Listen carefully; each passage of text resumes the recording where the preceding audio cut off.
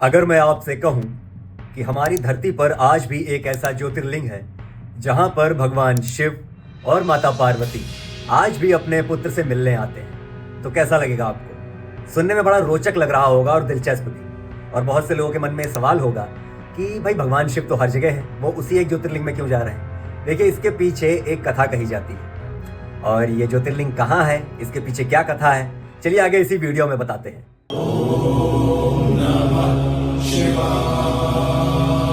मैं बात कर रहा हूं मल्लिकार्जुन ज्योतिर्लिंग की, जो आंध्र प्रदेश में कृष्णा नदी के तट पर स्थित है और कृष्णा जिले में ही स्थित है।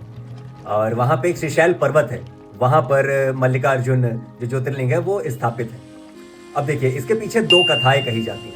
एक कथा जो है वो भगवान शिव से जुड़ी हुई है और दूसरी कथा एक राजा की पुत्री से जुड़ी हुई है। तो देखिए, सबसे पहली कथा मैं आपको बताता हूँ। जो पहली कथा ये कही जाती है कि जो भगवान शिव और माता पार्वती के जो दो पुत्र हुए हैं, कार्तिकेय और गणेश जी, तो वो जब विवाह के योग्य हुए तो अब उनके बीच ये हुआ कि भाई दोनों का विवाह होना है, किसका विवाह पहले हो। अब वैसे तो हमारे आज के टाइम में देखा जाता है कि विवाह उसका पहले होता है जो सबसे बड़ा होता है, लेकिन भगवान शिव और पार्वती जी ने ऐसा नहीं किया। उन्होंने अपने दोनों पुत्रों में एक शर्त रखी कि मतलब उनकी योग्यता उन्होंने जांचनी चाहिए, तब उसके बाद उन्होंने सोचा कि इनकी शादी करी जाएगी। अब जो अपने योग्यता साबित कर देगा उसकी शादी पहले होगी।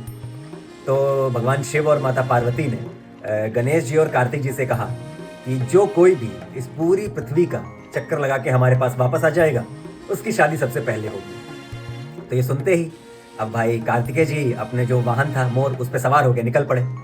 अब गणेश जी सोचने लगे, वो सोचने लगे यार मैं तो बड़ा गोलू मोलू सा हूँ, मोटू सा हूँ, और मेरा वाहन भी इतना छोटा है चूहा, कैसे होगा, कैसे क्या करूँ।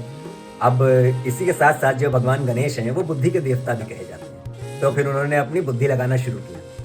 तो उन्होंने जब बुद्धि दौड़ाई तो उन्होंने शंकर जी और पार्वती जी से कहा कि आप लोग यहाँ पे विराजमान होइए, बैठिए। उन्होंने बैठाया और अपने ही माता पिता यानी शंकर जी और पार्वती जी के गणेश जी ने 7 परिक्रमा कर ली और आके उनके चरणों में अपना उनके चरण छुए और उनसे कहा कि देखिए, आप ही लोग मेरे पूरे संसार हैं, क्योंकि आपसे ही मेरा पूरा संसार, आपसे पूरा जीवन चला है मेरा। तो अब पूरा जो पृथ्वी ब्रह्मांड कुछ भी कह लें वो सब आप ही हैं मेरे, ये बाहरी से सब दिखावा है। तो इससे भगवान शंकर और माता पार्वती बहुत प्रसन्न हो जाते हैं। तब वो क्या करते हैं, वो फिर गणेश जी का विवाह कर देते हैं, जो रिद्धि और सिद्धि नाम की जो कन्याएं होती हैं। तो जब तक कार्तिकेय जी पूरा चक्कर काट के आते हैं तब तक तो गणेश जी की शादी हो चुकी होती है। जब ये बात कार्तिकेय जी को पता चलती है नारद जी से, तो वो बड़े दुखी हो जाते हैं। वो अपने माता पिता को कुछ कह तो नहीं पाते हैं, लेकिन उनका चरणों का आशीर्वाद लेके वो छोड़ देते हैं। वो अपने माता पिता का घर छोड़ देते हैं और चले जाते हैं। कहाँ चले जाते हैं? वो चले जाते हैं क्रौंच पर्वत पर। क्रौंच पर्वत वही है जो श्रीशैल पर्वत आज के टाइम पे कहा जाता है आंध्र प्रदेश में। वहाँ पे जाके रहने लगते हैं। अब माँ तो माँ होती है, तो पार्वती जी को अच्छा नहीं लगता है कि उनका एक पुत्र उनसे दूर रह रहा है।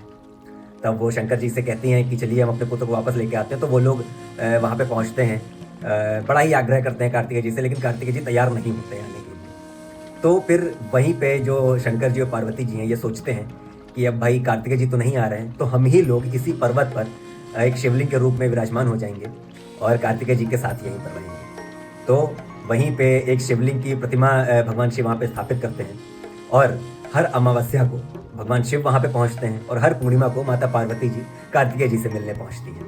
तो देखिए, एक तो कथा ये कही जाती है और दूसरी कथा ये कही जाती है कि एक उसी जो श्रीशैल पर्वत है उसके पास में वहीं पे एक चंद्रगुप्त राजा की राजधानी थी। तो उनकी एक कन्या थी, उनकी कन्या किसी विपत्ति से जूझ रही थी। तो उसने क्या सोचा, उसने सोचा कि मैं जिस विपत्ति में हूँ अपने माता पिता को परेशानी ना हो, तो वो अपना राजमहल छोड़ देती है और वहीं पे मतलब जो पर्वतों में जो ग्वाले रहते हैं उनके साथ रहने लगती है। और उसी कन्या के पास से एक गाय भी होती है, तो वो अपने गाय को लेके अपने साथ वहीं रहने लगती है। वहीं के जो ग्वाले जो होते हैं उनके साथ दूध और वहीं के जो फल वल होते हैं वो खाए गुजारा कर रही होती है। तो क्या होता है, जो उसकी गाय होती है तो उसकी गाय से प्रतिदिन एक घटना घटती है कि जो उस गाय का जो दूध होता है वो कोई ना कोई निकाल ले जाता है। अब वो कन्या बड़ी परेशान होती है कि ऐसा कैसे हो रहा। तो वो एक दिन छुप के देखती कौन ऐसा कर रहा है, तो देखती है कि उसके गाय का एक लोग दूध निकाल रहा है। तो वो आग बूला हो जाती है। वो सोचती है कि अब तो इसको नहीं छोड़ूंगी। वो जैसे ही उसको मारने के लिए दौड़ती है तो वहाँ देखती है कि वहाँ पे उस गाय के पास तो कोई है ही नहीं, वहाँ पे तो एक शिवलिंग है। तो अब वो देख के बड़ा ही आश्चर्यचकित हो जाती है कि ऐसा कैसे। तब वो इसको भगवान का इशारा समझ के उसी शिवलिंग के आसपास वहाँ पे मंदिर बनाती है। वो मंदिर बाद में मल्लिकार्जुन नाम से प्रसिद्धि प्राप्त करता है। तो देखिए, ये दो कथाएं कही जाती हैं और मल्लिकार्जुन का अर्थ होता है मल्लिका अर्जुन, यानी मल्लिका माता पार्वती को कहा जाता है, अर्जुन जो भगवान शिव का नाम है, तो इस कारण मल्लिकार्जुन ज्योतिर्लिंग नाम पड़ा वहाँ का। तो मल्लिकार्जुन ज्योतिर्लिंग की यह कथा कही जाती है। अगर आपको इससे जुड़े और भी कुछ तथ्य पता है ज़रूर कमेंट करके बताइएगा, और कमेंट में हर हर महादेव ज़रूर लिखिएगा। और अगले वीडियो में हम एक और ज्योतिर्लिंग की बात लेके आएंगे, तो बने रहिए चैनल वॉक एंड टॉक के साथ। ओम नमः शिवाय।